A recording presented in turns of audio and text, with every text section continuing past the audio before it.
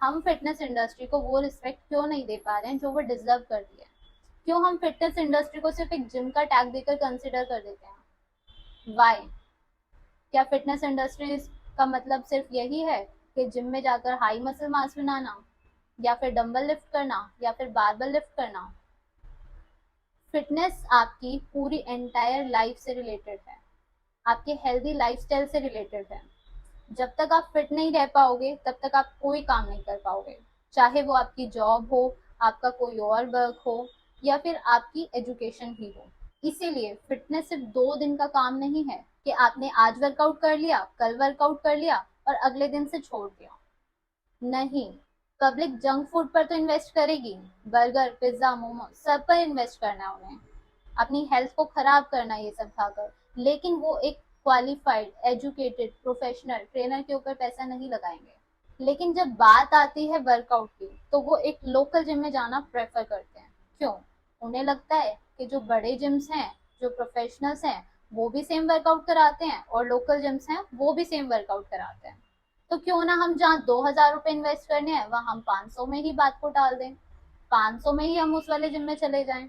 But अगर वहीं आपको एक 500 रुपए वाले जिम में कोई इंजरी हो जाती है तो आप उस जिम के साथ साथ पूरी फिटनेस इंडस्ट्री को ब्लेम करते हो, जबकि गलती आपकी खुद की। आपने एक लोकल जिम को प्रेफर किया है, ना कि एक प्रोफेशनल जिम को, एक प्रोफेशनल ट्रेनर को।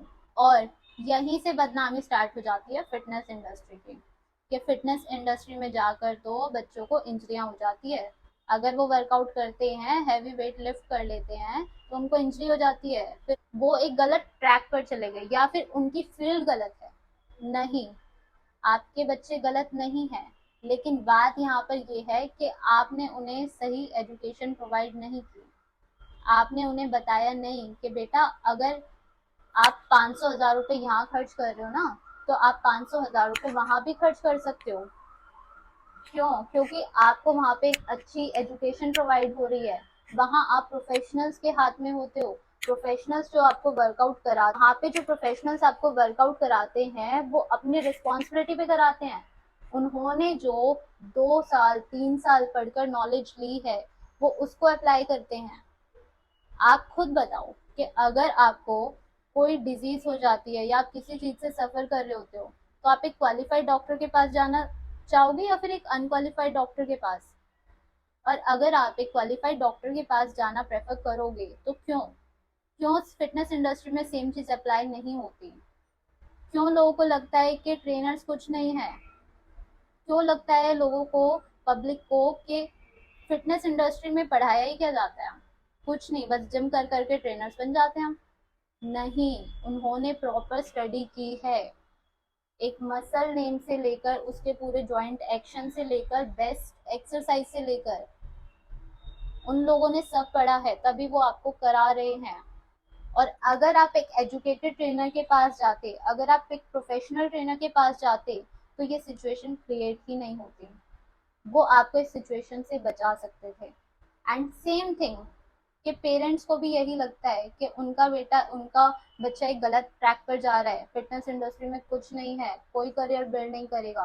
तो अगर आप एक प्रोफेशनल्स को देखोगे, तो अगर आप एक लग्जरी जिम में जाओगे तो आपको पता चलेगा कि एक ट्रेनर का पे स्केल क्या होता है। या फिर अगर आप किसी अच्छे इंस्टीट्यूशन में जाओगे तो आपको पता चलेगा कि एक लेक्चरर क्या होता है, या फिर एक लेक्चरर का पे स्केल क्या होता है, या फिर एक लेक्चरर को कितनी नॉलेज होती है। और सेम थिंग कि अगर आप वर्कआउट करते हो तो आप बहुत सारी ऐसी क्रोनिक डिजीज से बच सकते हो जिसके ऊपर आपको फ्यूचर में बहुत सारा एक्सपेंसेस लगाना पड़ सकता था, या फिर फ्यूचर में उन पर बहुत सारा पैसा खर्च करना पड़ सकता है। लेकिन आप लोग चाहते ही नहीं हो। आप लोगों ने फिटनेस इंडस्ट्री को इतना बदनाम कर दिया है। बदनाम पब्लिक ने भी नहीं, मैं कहूंगी कि उन लोगों ने किया है कि जो एथलीट्स होते हैं, बॉडी बिल्डिंग प्रेप करते हैं, पावर लिफ्टर्स होते हैं, कॉम्पिटिशन्स के लिए प्रेप करते हैं, कंपटीशन खेल के इन लोगों को लग जाता है कि हाँ भाई, हमें तो हो गई है बहुत सारी नॉलेज, हम इतने बड़े बन गए हैं तो अब हम कुछ भी कर सकते हैं। वो अपनी जिम में, खुद की जिम ओपन करते हैं, वो अपने जिम में यूँ सोचते हैं कि हम तो भाई अपने दोस्तों को हायर कर लें, बिना इंटरव्यू के हायर कर लें, या किसी को भी हायर कर ले, 2 4 वर्कआउट सिखा देंगे, वो क्लाइंट्स को कराते जाएंगे और आप लोग ऐसे ही लोगों के पास चले जाते हो, और जो मनी आप यहाँ बचाते हो वही आप फ्यूचर में एक्सपेंड कर दोगे। या तो आपको कोई बड़ी डिजीज हो जाएगी या बहुत बड़ी इंजरी हो जाएगी, और जो मनी आप यहाँ पे सेव करते हो वही मनी आप एक्सपेंड करोगे अपने फ्यूचर में। क्योंकि अगर आप ऐसे जिम्स में हो या ऐसे ट्रेनर्स के, क्योंकि इनको तो हम ट्रेनर का टैग दे ही नहीं सकते क्योंकि इन लोगों ने सिर्फ वर्कआउट किया है, वर्कआउट के पीछे की साइंस को नहीं समझा है, नहीं पढ़ा है। तो आप लोग एक गलत जिम में हो। तो जब तक आप अपनी थिंकिंग चेंज नहीं करोगे, फिटनेस इंडस्ट्री को वो रिस्पेक्ट नहीं मिल पाएगी जो वो डिजर्व करती है।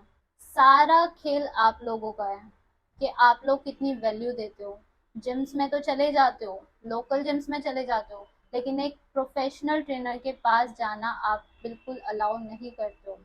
उस टाइम पर आप लोगों की पॉकेट शॉर्ट हो जाती है। तो आप अपनी मनी सेविंग के बारे में ना सोचकर थोड़ा बहुत जितना आप अपने जंक फूड में या फिर अपने वेस्टेज वर्क में इन्वेस्ट कर रहे हो, अगर आप उतना उसका हाफ भी अगर आप इन्वेस्ट करते हो एक प्रोफेशनल के पास जाकर, एक प्रोफेशनल ट्रेनर के पास जाकर, तो आप अपनी लाइफ को सेव कर सकते हो। क्योंकि आप अगर एक क्वालिफाइड डॉक्टर को चुन रहे हो अपनी जान बचाने के लिए, क्योंकि जान सबको प्यारी होती है, अगर आप अपनी जान बचाने के लिए क्वालिफाइड डॉक्टर को चूज कर रहे हो तो रिक्वेस्ट है आप एक क्वालिफाइड ट्रेनर को भी चूज करो, वो आपको एक सही गाइडेंस दे जिससे आप बहुत सारे डिजीज से बचो। आपका जो मनी वेस्ट हो रहा है या होने वाला है फ्यूचर में, आप उन सारी चीजों से बचो। तो कंक्लूजन इज दैट कि फिटनेस इंडस्ट्री भी वही रिस्पेक्ट डिजर्व करती है जो आप एक मेडिकल इंडस्ट्री को दे रहे हो, जो आप डॉक्टर्स को दे रहे हो। क्योंकि यहाँ पे भी वो आपकी जान बचा रहे हैं, क्रोनिक डिजीज से आपको सेव कर रहे हैं। So think wisely and choose wisely. Decision is yours. For more fitness tips, follow Tanya Bhuria.